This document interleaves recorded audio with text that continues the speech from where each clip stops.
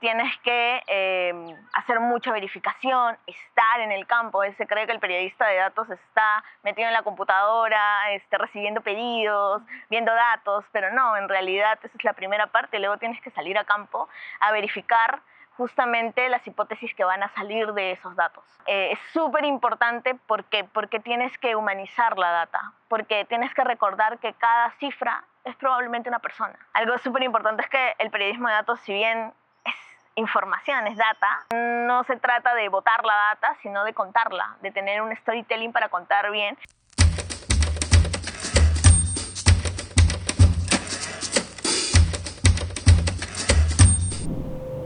Hola, soy Fernanda Arris, editora de Editorial UPC, y este es A Libro Abierto, un podcast de Editorial UPC. Hoy nos acompañará Maite Siriaco. Ella es periodista de datos e investigación, nuestra querida autora también. Ella publicó el libro Niñas sin Infancia. Además es especialista en comunicación, derecho a la información de los pueblos indígenas, subjefa de ESEDATA, que es la unidad de periodismo de datos del comercio, y cofundadora de Salud con Lupa. Esta vez hablaremos, Maite, contigo sobre el periodismo de investigación, el periodismo de datos y el poder también que esta información tiene para crear un cambio social dentro de nuestro país.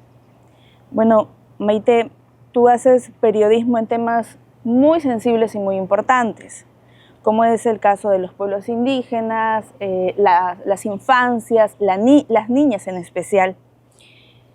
Entonces estamos muy contentas acá de recibirte. Además ya eres amiga de la editorial.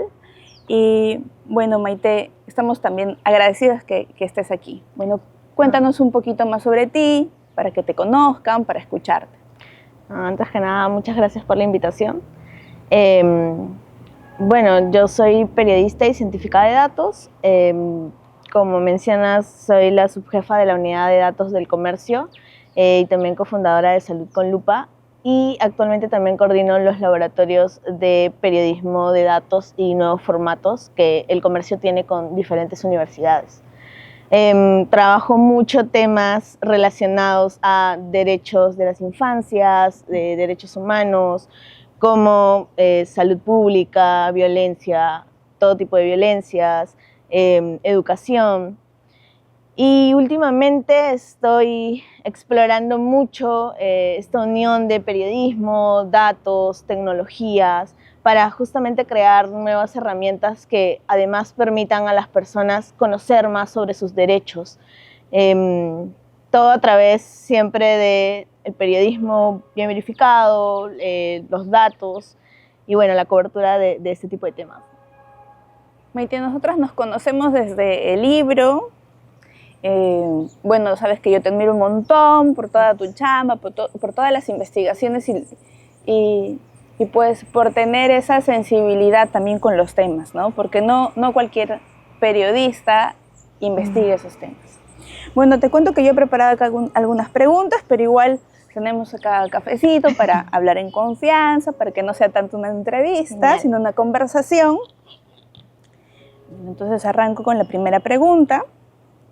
Maite, tienes una trayectoria muy valiosa, especialmente en estos temas tan sensibles, ¿no? Como la infancia. Y eso hemos visto pues, en este libro también y en todas tus investigaciones periodísticas, porque soy muy fan tuya y siempre te leo. Gracias. Entonces nos gustaría saber, ya que has hablado que eres científica de datos, saber qué es eso, qué es ser periodista de datos, cómo lo usas en tus investigaciones, ¿no?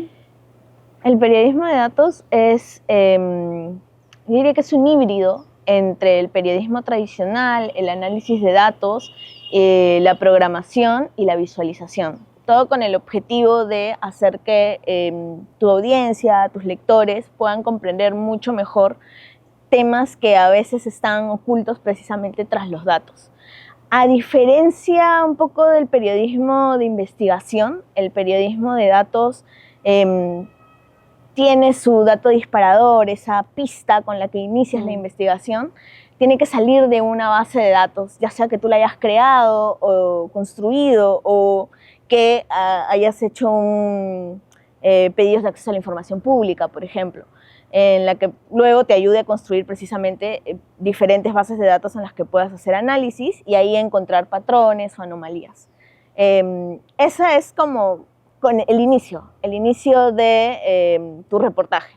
Y es lo que diferencia el periodismo de datos con el periodismo de investigación. Lo demás, yo diría que es muy parecido. Tienes que hacer mucha verificación, estar en el campo. Él se cree que el periodista de datos está metido en la computadora, recibiendo pedidos, viendo datos, pero no, en realidad esa es la primera parte. Luego tienes que salir a campo a verificar justamente las hipótesis que van a salir de esos datos, ¿no? Es súper importante porque tienes que humanizar la data, porque tienes que recordar que cada cifra es probablemente una persona. Entonces tienes que encontrar a esas personas para lograr esa conexión luego con tu audiencia y con tu lector. Algo más que te permite el periodismo de datos es que encuentras temas que probablemente no están a la vista de todos, ¿no? Justamente por ese análisis que tienes que hacer luego.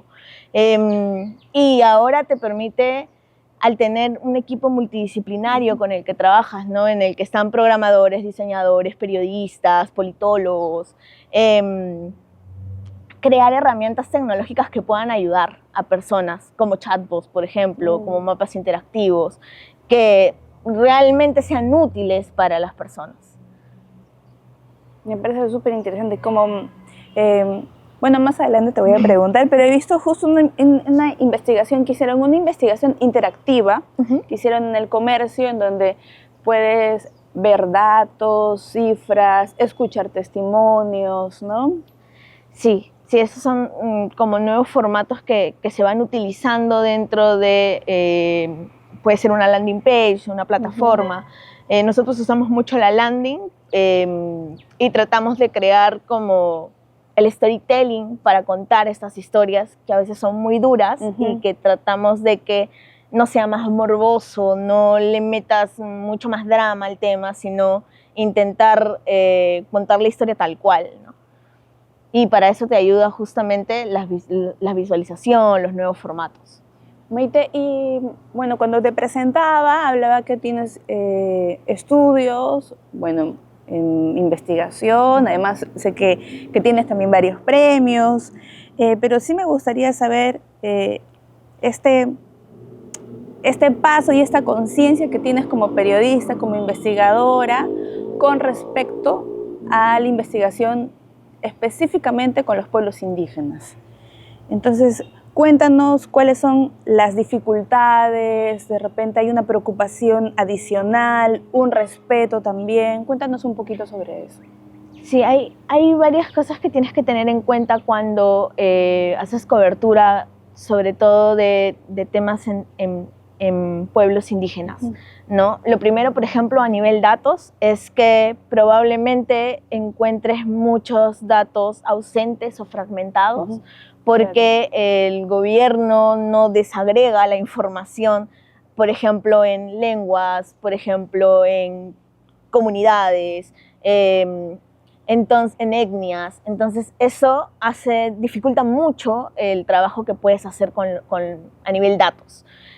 Otro punto es también que hay una brecha lingüística. Cuando vas ya a hacer campo, probablemente te encuentres con diferentes lenguas que tú no conoces y necesitas de alguna manera familiarizarte con algunas palabras, aunque sea.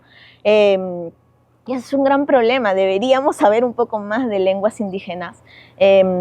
Otro punto muy importante es el acceso. Hay comunidades en las que es muy difícil entrar, tanto a nivel territorial, ¿no? Es decir, físicamente, como tú entras a la comunidad ya, quizá conversando, ¿no? con los apus, ¿no? O con las autoridades que pueda tener cada comunidad. No siempre es sencillo, toma mucho tiempo, y ese es el otro punto: necesitas tiempo. Porque hacer entrevistas a personas de pueblos indígenas es distinto. Tienes que conocer su idiosincrasia, tienes que meterte mucho más, llegar a ese punto de confianza, a ese punto de conexión para que se abran y te cuenten historias, sobre todo, que son mucho más fuertes, historias de violencia, es bastante complicado, es un reto, pero es un reto que yo diría que todos deberíamos experimentar porque te ayuda mucho a tú mismo aterrizarte, tú mismo a conectar muchos puntos, incluso a conocerte, que es algo que me ha ayudado a mí. Qué interesante lo que dices, porque sí, pues hablamos de idiosincrasia y también de cosmovisión, ¿no? No cualquiera podría ingresar a una de estas comunidades por hacer turismo, ¿no? Sí, sí, sí. Y también me parece bien importante lo que dices con respecto a diferenciar estas brechas que tenemos lingüísticas, de etnias, porque justo ahora se va a hacer pues un nuevo censo, ¿no? Y justamente han habido varias conversaciones, bueno, lo he leído en los diarios, que no se quieren pues, se quiere unificar más bien, ¿no? No se quiere respetar las etnias, la lengua, los orígenes.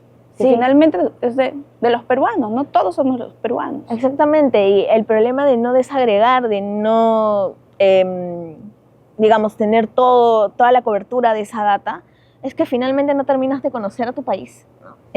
Y no terminas de conocer las problemáticas que está viviendo tu país y por ende no puedes tomar decisiones conscientes sobre esas zonas. No puedes tratar a todos como Lima porque no es Lima. Sus problemáticas son diferentes y son igual de importantes y a veces son mucho, mucho más fuertes por las carencias que además tienen, ¿no? Algo que se ve mucho cuando estás en comunidades es que definitivamente el Estado no está presente. Y eso multiplica la problemática, la hace mucho más grave. Es una pena. Sí, totalmente. Es un retroceso. Sí. Ojalá que se pueda ver, como tú lo has dicho, ¿no? Que todos somos peruanos, que cuando no tenemos la presencia del Estado se multiplican las violencias. Bueno, pasando a la siguiente pregunta, ya quería irme un poquito sobre tu libro, porque también has hablado sobre situaciones de violencia. Bueno, hablemos también sobre la justicia que has hecho en tu libro, el intento de justicia, ¿no? ¿Qué mensaje, Maite, tú como periodista de investigación, científica de datos, podrías contarles a los otros periodistas? ¿Qué mensaje te gustaría darles sobre este tipo de investigaciones tan sensibles, ¿no? Lo primero, que vale la pena hacerlas, que visibilizar este tipo de temas de verdad es muy importante. Yo he hecho un intento de visibilización, más que yo diría de justicia, no soy ni fiscal, ni juez, ni nada por el estilo. Es un intento de visibilización de la problemática que hay. Ha sido muy difícil y eso también es otro punto. Es complicado por el acceso, es complicado por las fuentes, es complicado por las entrevistas que tienes que realizar. De hecho, siempre lo menciono, son las entrevistas más difíciles que he hecho, por el nivel de conexión que tienes que tener, ¿no? Son sobrevivientes a violencia sexual, menores, que han sido traicionadas por las personas que debían cuidarlas. Entonces, ¿por qué confiar en ti? ¿Por qué contarle la historia a una extraña como yo? Yo valoro mucho esos testimonios por eso, porque costó mucho que pudieran contarme las historias y por esa confianza que finalmente tuvieron. Y otra cosa es que a veces creemos que al contar estas historias solo tienen que ser testimoniales, y no es así. Justamente por un respeto a la historia, un respeto a las sobrevivientes, todo lo que ellas te van contando, no porque tú dudes, sino para hacer su historia mucho más potente, tienes que documentarla, tienes que contrastarla, tienes que ver a todos los actores alrededor. Justamente esa investigación es la que hace potente cualquier tipo de cobertura sobre estos temas, ¿no? Yo diría que ese es el otro punto, que sí, ya, me lanzo a cubrirlo, pero hago que esa historia sea lo más potente posible a través de documentos, a través de entrevistas, estando ahí, estando en la zona, para que nunca se desacredite esa historia. Es un respeto que yo tengo con esa historia y es un agradecimiento además que yo le doy a la persona que ha confiado en mí. No, Maite, toda la chamba que haces con tus investigaciones, no solo con este libro, ¿no? Sino si uno pone en internet Maite Ciriaco y puede ver todas las investigaciones que has hecho a favor de las infancias, a favor de las niñas, sí creo que de alguna manera estás aportando en este largo camino que es la justicia por las infancias. Ojalá, aunque sea un poquito. Sí, claro que sí. Bueno, tengo otra pregunta, Maite. Bueno, tú como lo has contado, has hecho varias investigaciones a distintas comunidades, a distintas personas. Me gustaría saber, ya con tu experiencia, cuáles son esos temas o quizás personajes que hayan marcado tu carrera. Me pongo a pensar, por ejemplo, lo que te decía de esta investigación interactiva. Nueva Sánchez. Sí, que vi a Rosemary Pioch, Sí. que es un gran referente para los pueblos indígenas, es lideresa, es docente, es una de las personas pues que habló por las niñas de Aguajún, una mujer, una lideresa Aguajún también. Sí, yo creo que los personajes que más han llegado a mí o más me han tocado justamente son sobrevivientes de violencia, de todo tipo de violencia. Rosemary efectivamente es una de ellas. Su historia además es tan fuerte porque yo llegué a conocer a su mamá y su mamá me contó la historia de su mamá, o sea, de la abuela de Rosemary, ¿no? Y ves como el cambio generacional en la familia de Rosemary. También conocí a su prima, que de hecho trabajaba para un proyecto de Lunfa y era traductora a Wajún, lo que era genial. Y la historia de la abuela es una historia como la que puedes contar en los libros, ¿no? Una historia en la que hay un matrimonio concertado con una persona mucho mayor. La abuela tenía 14 años, la casan con él, la abuela se escapa en diferentes ocasiones, pero el esposo siempre la llega a encontrar. Es una historia llena de violencia, que luego pasa a la madre, a la que la abuela empodera un poco, y luego pasa a Rosemary, que está totalmente empoderada, tan empoderada que es una lideresa que logra justamente hacer estas denuncias a quien han amenazado de muerte en diferentes ocasiones a quien no le importa, porque lo que le importa es salvar a las niñas que están alrededor de ella, ¿no?